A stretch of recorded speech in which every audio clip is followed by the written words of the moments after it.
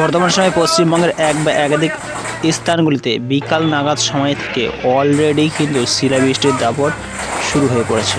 দার্জিলিংয়ের পাহাড়ি এলাকাগুলিতে 15-16 তারিখ দমকা ঝোড়ো হওয়ার সঙ্গে প্রচণ্ড পরিমাণে শিলাবৃষ্টি হতে দেখা গেছে। শুধু তাই নয়, জলপাইগুড়ি, আলিপুরদুয়ার, কোচবিহারে আইএমডি রিপোর্ট অনুসারে হিল অঞ্চলগুলিতে সম্পূর্ণভাবে শিলাবৃষ্টির অর্থাৎ শিলাবৃষ্টির হিল স্টোরের রেকর্ড রয়েছে এবছর।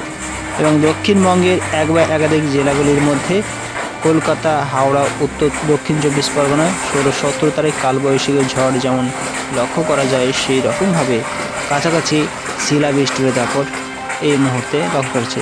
মুর্শিদাবাদ, নদিয়া, পূর্ব মেদিনীপুর এই সমস্ত স্থানগুলিতে, এই সমস্ত এলাকাগুলিতে কাছাকাছি দমকা ঝড়ো বাতাসের সঙ্গে কালবৈশাখীর দাপটের উপস্থিতি লক্ষ্য করা গেছে।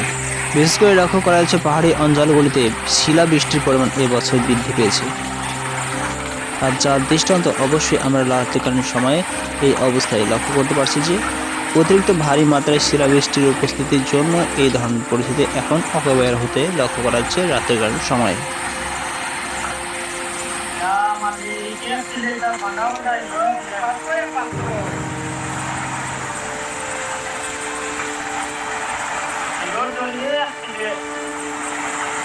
Yo